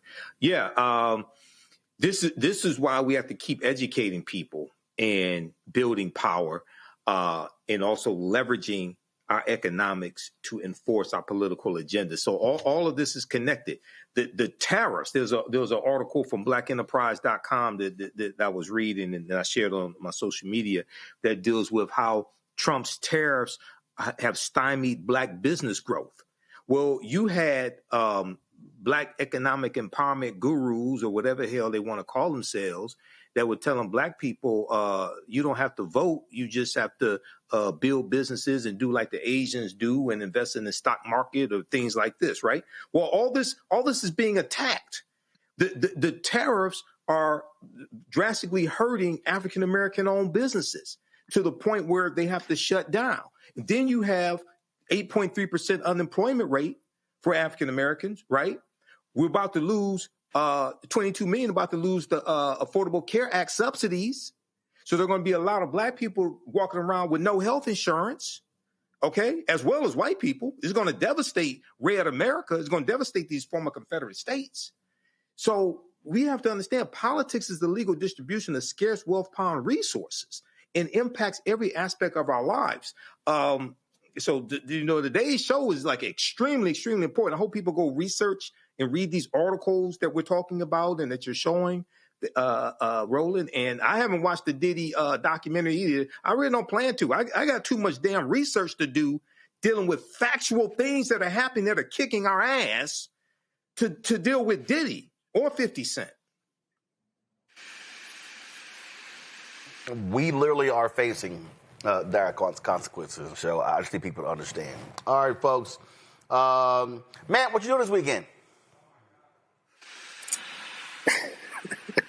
I'm continuing to enjoy the holiday season, and I'm waiting for you to run all over y'all the same way you ran from having to talk to me after we beat y'all. Oh, no. I didn't run from you. A golf tournament or something. I did want to show you. No, actually, I was show up when I have to actually, I was for things. Actually, I was actually traveling, but I did want to show you this here, Matt, because I thought it was pretty cool. It's been a busy week because last week. Go ahead and play it already, man. Quit with the setup. Let's get to it. No, I'm just saying. So I don't know if you were aware, Matt. I don't know if you were aware that the Texas A&M women's volleyball team, upset the number one team in the country, Nebraska. They hadn't lost a game all season, and they got upset on their home court. So it was an amazing game. It was really a fascinating game. And then after that, Wisconsin played Texas in Austin. Y'all lost. So, because there was a bunch of people who were talking about, it could be a national, A&M versus Texas national championship. Yeah, we made it. Y'all didn't. And then, of course, last night, Matt, let me show you this for you, Matt, right here. This was the winning point. Go ahead and watch this, Matt. What? It's going to be a free ball back to the Yankees. Matty Walk in the middle. A place they've never gone before. So that was a point that put Texas A&M volleyball in the national championship game. So looking forward to that. Then, of course, tomorrow at noon Eastern, it's going to be Miami, the Hurricanes playing A&M in Kyle Field. So your Longhorns playing this weekend? I wanted to ask you, who would you say is the most celebrated college coach of all time? That'd be Nick Saban, right? No, I'm asking. I'm asking. Y'all have to I'm asking. Actually, that's a lie. That's a lie. I'm asking. No, that's a lie. Nick that's Saban a lie. says it. No, first of all, truth, right? Nick Saban says a lot of bullshit that's not true. But again, are y'all playing this weekend? We are not playing this weekend. Oh, and I do appreciate. I'm sure it was planned. I do appreciate you wearing your Howard Bison shirt. Yes, I did wear that because I knew you were going to say something. Yeah, because I mean, it hasn't really made an appearance often on this show. Win Cooney, you may not be aware, but Matt didn't even go to that little school in Austin. But he reps them like he did. He's always like, oh, I grew up there. My parents met there, all that sort of stuff. So he's always repping Texas Longhorns. And rarely is he repping Howard Bison. So we appreciate Matt actually repping the school where he got his undergraduate degree from. So what I'm hearing. Hold on 1 second. You're against hold on. You're against No. Seems to be a problem. No, actually, I would think you have black love for your college. I do. I have great, deep, abiding love for alma mater. But really, I also have abiding love for accountability, which is why I show up when I lose, unlink you, who just happens to Hold up. You stop. Hey, Matt. I don't know. I can't help. Matt, I can't help it that I'm in great demand. Oh, here we go. I mean, I'm at a disadvantage on this show because your mic is like predominant over mine. But what it comes down to, Roland, is it's not. I literally. We whipped that tail. If I'm correct, undefeated. And I was correct, and we're in the playoffs, and you're not. Matter of fact, I don't know if you heard the news. I saw this here. Let me go ahead and pull that back up. Because y'all had to fire y'all defensive coordinator. Y'all suck so bad. Did you know that? Will Muschamp is coming back. Did you know that? I don't know. I saw Mike Elko crying after the game, so you know. All right, yeah, okay, all right. But, y'all had to fire your defensive leadership because they suck. So it's going to be a great weekend watching Texas A&M beat the Miami Hurricanes. And I'm sure Matt will be sitting in front of his television watching because ain't like he got a school to look at this weekend. I'm going to text you the moment y'all get that L. You're going to cry about your offensive coordinator. Matt ain't got no. First of all, Colin Klein took the job. Actually, let me shout the brother out. Colin Klein took the job as a Kansas State head coach, so his ass gone, praise the Lord. So let me go ahead and shout out my man. We got a new offensive coordinator. He got promoted. He's a brother. Y'all don't know nothing about that in Texas because y'all don't promote brothers. I know you not talking. Here we go, right here. Let me shout out Holman Wiggins, who was a new offensive coordinator at Texas A&M. So he's going to do a great job tomorrow. So, Matt, I'm sure you will appreciate watching a Texas team play in the college football playoffs, but it will not be your institution. All right, Win Cooney, Matt. Michael, I appreciate it. I can't wait on Monday to see the Texas A&M women win the national championship in volleyball. Game is tomorrow. That's going to be great. And then, of course, watch football game tomorrow as well. So there we go. So at Howard Bison, yeah, y'all should be. Go ahead, take a solo shot of Matt. So y'all can actually see, because you don't see this often. No, go solo. Come on, give me a solo shot. Drop the lower third. Go ahead. Drop the lower third. Go ahead. Y'all take a screenshot of that HU, but we know the real HU's Hampton. All right, so there we go. Cut the cameras. Just wrong. What? I'm sorry. Did I say something? Come on, man. Don't do that. You don't got to get that petty with it. Yeah. Cut the camera. It's just brutal, diabolical. Was something wrong with? All I know is half of the people on the screen are Howardites. That's all I know. So I can't speak on Hampton. Well, I mean, I got two Hampton people who are in the control room.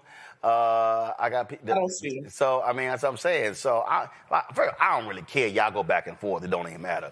But I'm just simply saying. So y'all be all right. Y'all be all right. You talk a lot of noise for a man whose college is out there with the hogs and the horns out in the middle of nowhere. So I don't even think College Station really. I'm sorry. You're complaining about hogs and cows, and you're literally the bison. Which is a buffalo. That's not the point. The point is, y'all out in the middle of nowhere. And we beat y'all head up. Hold on.